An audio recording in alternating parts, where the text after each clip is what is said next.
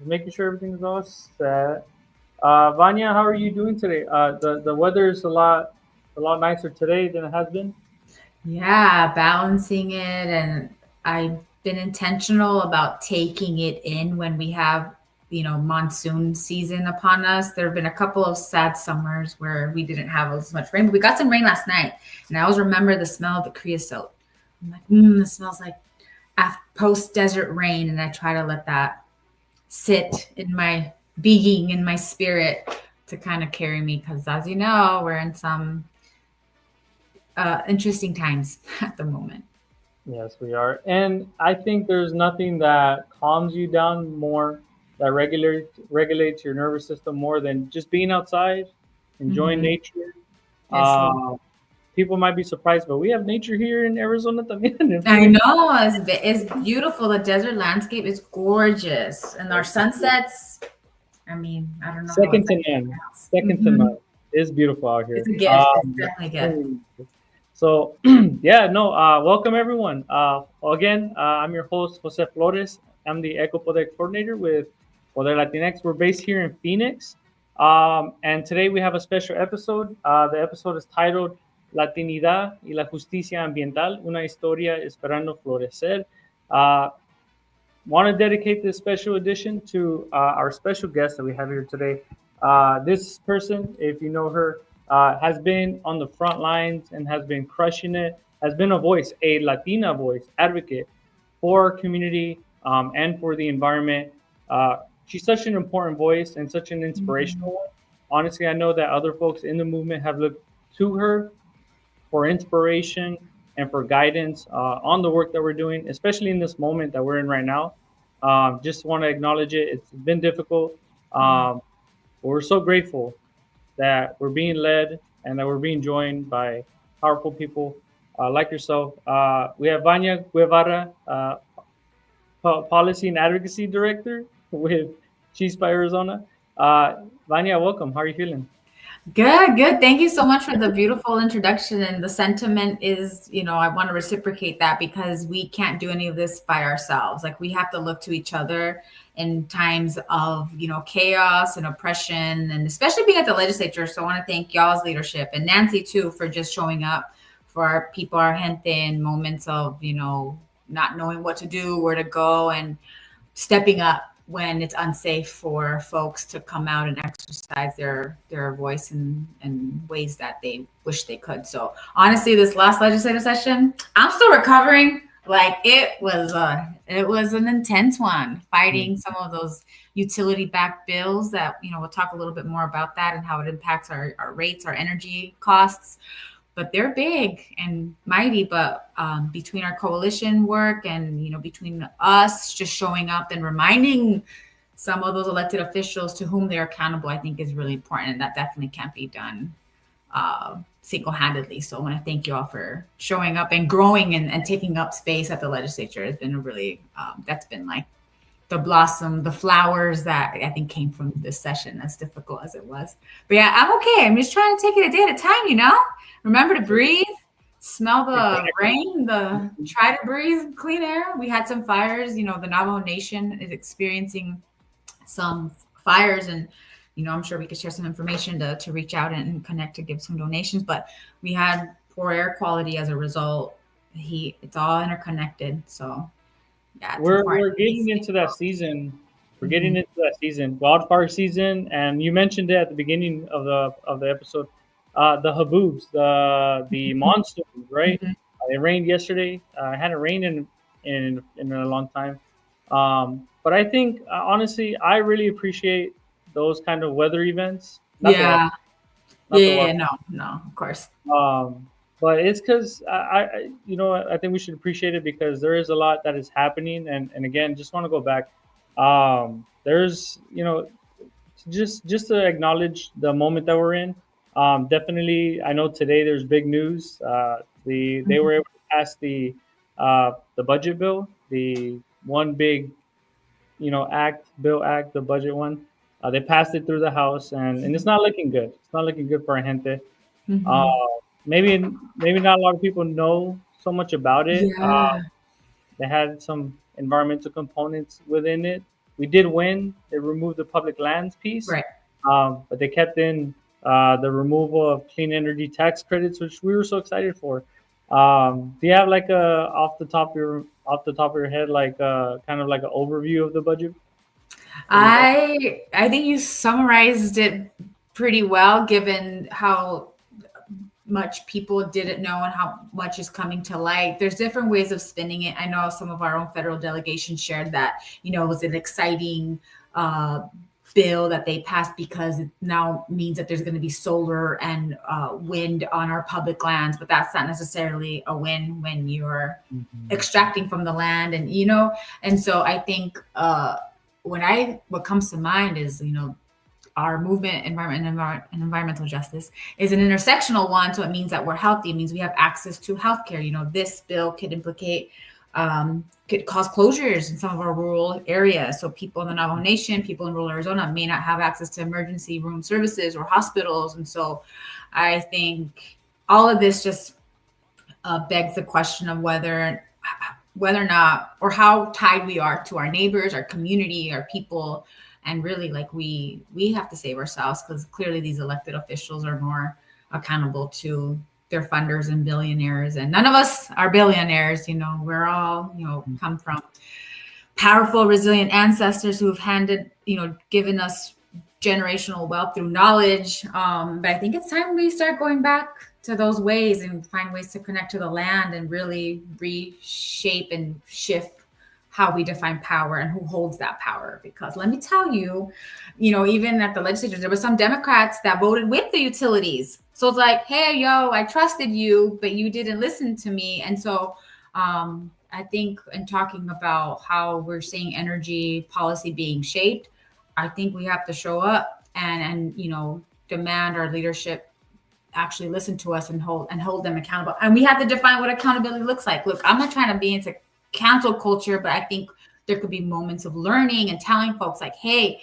this is impacting, labor. We want to work with labor. We want jobs. We want union jobs. We want, folks to be able to, breathe freely, and it shouldn't come at the expense of our safety and overall health in order to pass some of these pro utility bills. But yeah. I love how you talk about just like how everything is interconnected, and you brought up a lot of what happened in this legislature, and kind of I love the accountability piece. It's not about canceling, it's about like helping our electeds lean in and just also hear from our community and keep them top of mind. That's why we're always at the Capitol, why we're always organizing meetings, because I think it gets tricky. We're not in a position of power in Arizona or overall in this country right now, especially in Congress. We're not really in a position of power, but that doesn't mean that we don't have power in our story, in our voice, in our actions. I love how you share it, and I think it really is just hearing you talk. I feel like I'm learning. Can you share, and for the people that are on that maybe they're not engaged with this every day, but again, the way you explain it, I really enjoy it. Can you share what is environmental justice to you? Chispa is in the front lines on environmental justice work in Arizona, and across the country as well. I believe you guys are national. And can you share what keeps you grounded too? Because the way your perspective is something that I guess we'd love to just hear from. Yeah, of course. Well, three things. I think the first one, when talking about power, I think it's we have to start talking about how we redefine power and what it looks like. Because if you look at our mamas, our tias, our tatas, our grandpas, our dads, like our siblings, we hold so much power. But I think the patriarchy, hegemony, like these systems of oppression want you to believe that power looks like a Martin Luther King. Power looks like this person that had a following, that is popular, that is a president that's elected. But that's not the case. We hold the power.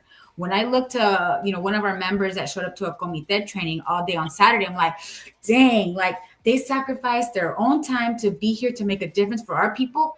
I was a mess. I was emotional. When I think of my mom, when she saw my little brother not have crayons in his kindergarten class, and despite her insecurity speaking English, talking to white people, She went to the principal's office, and the principal's like, go to the school board. She goes to the school board, and then by the time I was in high school, I was 10 when that happened. By the time I was in high school, my mom was on a district-wide council getting funding for more schools. And my mom, again, I'm like, to me, my mom, she's more powerful than any elected United States president in the moment. So I think to that point, I think there's power in elevating our stories, our experiences, and why we do the work that we do. But you don't have to be, in my position at the legislature to be powerful. Like our youth, they're powerful. They know bills like more than legislators. Let me tell you, I'm like, you just broke that down. When we asked the legislator for that breakdown, I won't name names, but they were like, boom, boom, boom, boom, boom. This is what it does. And when we asked the legislator, they were like, and granted, they get like hundreds of bills.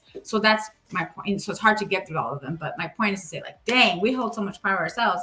And then for what environmental justice means to me, and this is what I say when I really break it down when I'm talking at the legislature, when there's, testimonies before certain members of the legislature that may not believe that climate change is real or that it's made up somehow.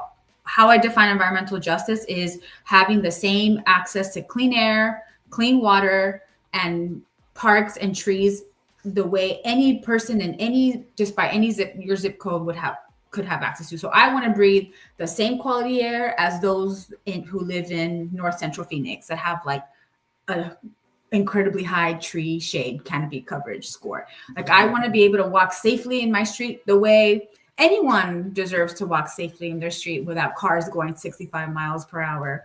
I want to be able to ride my bike without getting hit. Like I think it just means we want access to the same luxuries that anyone would have, especially those that may happen to live in more affluent communities. But that also means access to our public lands. It means access to, our kids in certain parts of the city in South Phoenix have higher asthma rates than in other places. It just means that we want all our kids to have the same quality of air so that our kids aren't getting sick. And so I think when I remember those things, it doesn't seem like a crazy radical thing to ask. It's like, you chairperson X from X district, you have great quality air. When I'm here advocating for, having certain zoning requirements, if you don't want a facility or a warehouse that's going to produce poor air quality in your neighborhood, why would I want that? You wouldn't want that. So like, why is that such a big deal, And so I think those are some talking points, I guess you could say, information that I share with people that may not understand what environmental justice means. But to me, it just means going back to my roots, being able to be descalza and like barefoot in my front yard and just ground and touch the trees and, going back to our ancestral ways and really connect with the land, which leads me to grounding. I mean, it's hard right now. It's so hard, but I feel like you had mentioned earlier in a previous conversation about rest being resistance, and the oppressors, I should be careful when I say, people that want to keep us busy don't want us to recharge and reconnect. But honestly, I find so much power when I pause, whether you pray or you believe in God or, connect there. I firmly believe my ancestors are with me. Like when I speak something into existence, I say, hey, I'm really scared to make this testimony before these, inquisitive legislators that love to ask questions. I bring them in a room. I'm like, my ancestors are with me. They prepared me for this moment. And when I find that I'm connecting with myself and whatever comes, even in this live, I'm like, it's nerve-wracking. There's people watching or not watching. I don't know what to say. I'm like, ancestors, do your thing, speak through me. But that comes with going outside, touching trees, touching grass, lying down on the grass, letting the bugs crawl in my hair. Like, I think it all has some meaning and some connection in a way that I can't necessarily always explain. But I feel like I love how our Indigenous relatives, our Indigenous community members remind us how interconnected, how nature and humanity is actually one. And in some Indigenous languages, there is no word for nature because that immediately separates you from nature. So to define nature as something outside of yourself isn't even in their language. Like, we come from the star, we come from stardust, like as like cheesy as it may sound, I find that there is so much power in seeing ourselves in the beauty and the grandeur of like the stars, the sun, the moon, or like, I know sometimes I try to find moments where my nieces always bring me back to life. Kids say like the silliest but most like wise, the wisest thing. They're so wise. they'll be like, oh, like, Titi, look at the stars. Oh my gosh, look at the moon. It's this shape today, or it has these things. And it really forced me to like stop. I'm like, whoa, like we live in this like vast, like there's so much to look forward to and to go into. And, while the world is unfolding how it is, I think there are moments of hope and like just, I'm like, wow, like sometimes ashes, things have to burn in order to rise like the phoenix. That's so cheesy. But you know what I mean? Like I think there's truth in that. And sometimes it's like, hey, there's generations that have been here before. Even if it wasn't in our lifetime, I feel like there's something in our bodies and in our spirit that kind of transcends from a previous time that prepares us for such moments. And so honestly, I think my short answer to grounding is, I like to say, go outside, touch water. But to be honest, I think it's hearing my nieces talk about the world around them. Like I'm trying to teach them. I'm not fluent in my ancestral language, but I'm learning that there's a certain word for wind. It's a hegat. And so when the wind is strong, I'm like, oh, girls, like, what is that? They're like, oh, it's a hegat. Hegat is strong. I'm like, yes, like we're strong like the wind. So just like little sprinkles of remember, like nature's around us. Although it's kind of backfiring a little bit because anytime the youngest sees trash, she'll force me to pick it up. Like I don't have gloves.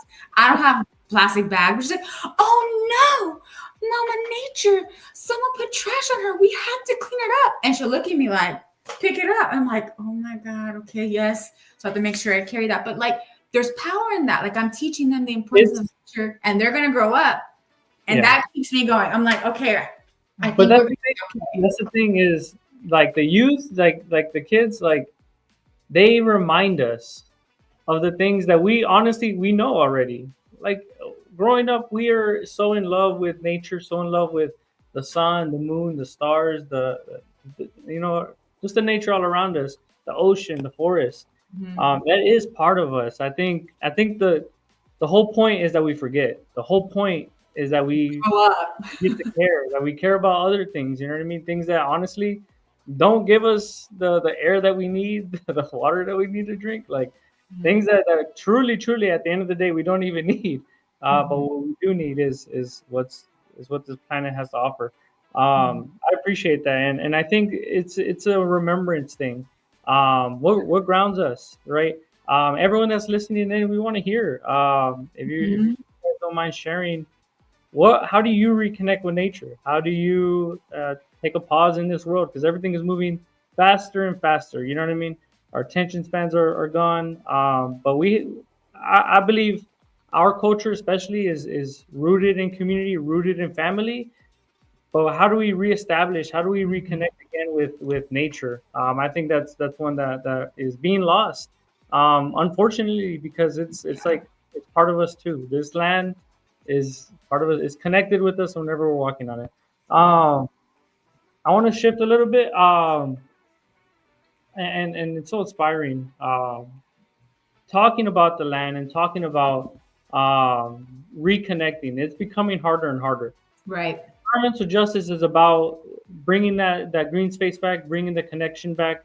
But this new Senate version of the budget bill had a provision in there where they're trying to sell 250 million acres of public land. Our land, our world is just up for sale. It's like a business, right? That would have been 14 million acres in Arizona too. That means our national forest, the Sonoran Desert, just our public lands and our outdoors would have been all up for sale, right? Ultimately, we did get it removed. But I wanna ask you, Vania, what do you make of it? That it's up for sale. And what do you make of that we were actually able to get it off the bill? What does that mean?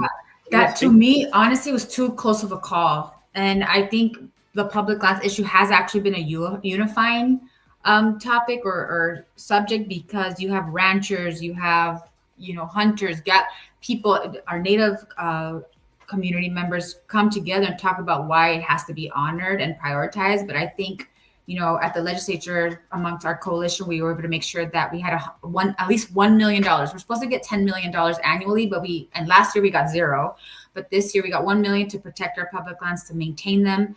To me, I find it, I just think it's worrisome that it got that close, which is why I think we need to amp up our involvement and just highlight and always talk about why it's important and why it's important to connect outside. And I do want to shed some light on how difficult it's been with the changing climate and how hot it's been getting. So acknowledging like, hey, it's maybe easier said than done to just go outside in 115-degree heat, but what could it look like, or what does fossil fuels and the energy corporations, what is their contribution to that? Because we're not going to paper straw our way out of, addressing this fight. And I think it's about holding our elected officials accountable, who we know work with the utility companies, and making sure that we also honor the more immediate harm that is being done to our unsheltered relatives that we see in the streets experiencing. Many have mental health issues. They're all, I love how one of our representatives locally named it as a policy failure. Like, I can't get mad at that person experiencing a mental health crisis or living in the streets, but I can blame it on whether or not I speak up, or whether or not I have a water bottle in my hand ready to give to that person if they're in a time, of crisis. And so I think the public land is my sidewalk where there's bus shelters. Are there bus shelters that protect people from the sun? Do they have access to chilled water? Can I walk to my park safely in 10 minutes without worrying about getting, hit by a car? So I think public lands could be your front yard. It could be your local park. It could be the Grand Canyon. It could be, what I love having traveled, throughout Latin America is las plazas. You have food vendors, you have someone playing music, you have kids playing, and it's a time where everyone can come together. But again, recognizing the summers is hard. We have seasonal depression the way other parts of the country has. People aren't able to go outside, they have to stay indoors. And so I think acknowledging all that, but we have more work ahead of us and making sure there are paths to clean energy. Despite this bill that's passed, I think there are things that we can do day to day to make sure that we're protecting our public lands, to make sure we have access to, clean air. And also what I like when we talk about public lands, I think it's important to talk about it not being at the expense of our community or extraction. They're trying to, shortly after the designation of, the Bajo Navajo Ictac ancestral footprints of the Grand Canyon, they already started mining just outside the nearly 1 million acres of, designated protection.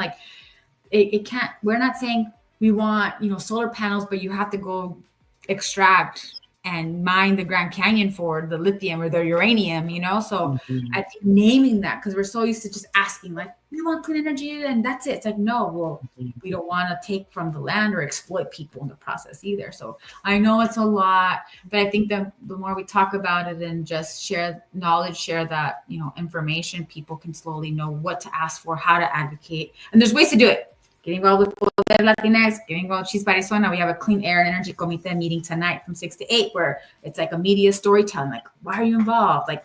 Why does this matter to you? And then through that, there'll be opportunities, hopefully, to know how to advocate. Go to the Arizona Corporation Commission. Go to the legislature. They don't want us there. You know this. They make it so intimidating on purpose. So do the utility lobbyists.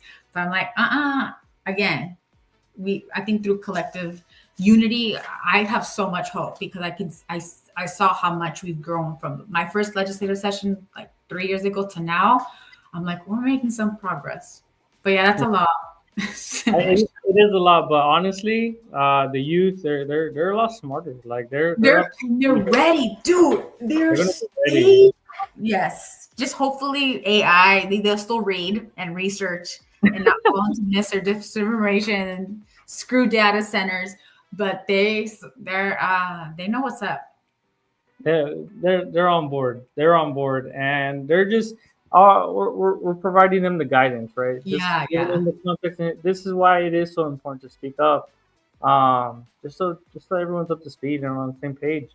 We know how sunny Arizona is. You were talking about the heat that comes from the sun, but that's just how much potential that we have for solar. Yeah. Solar energy. There's a lot of opportunity. I think that's available. that can make it accessible to everyday Arizonans, or at least to our state.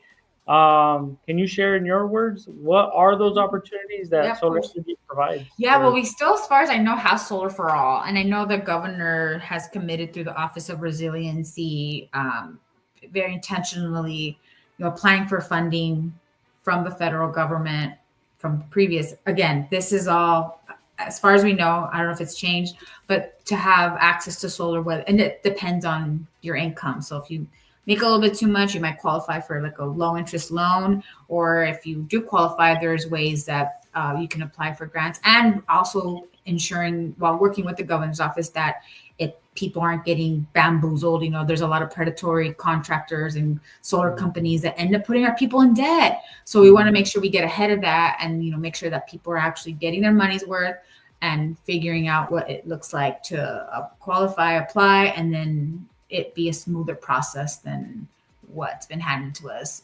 in previous years.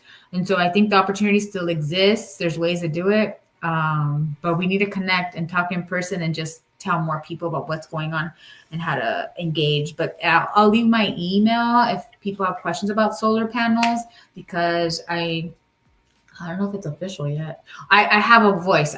We know people at the Office of Resiliency, and they're more than happy to connect with us and hear from us directly about how they can improve or what to look for when creating the opportunity for solar for all. So welcome any and all feedback. We've already heard from our members. One of our members was $20,000 in debt because she got solar panels and then it didn't even end up saving her money. So figuring out what happened there, like who's to blame, how do we hold contractors or the companies accountable? So just naming that that's a very real thing, and want to make sure that people are aware so we can get ahead of that, so we can avoid it from happening in the future.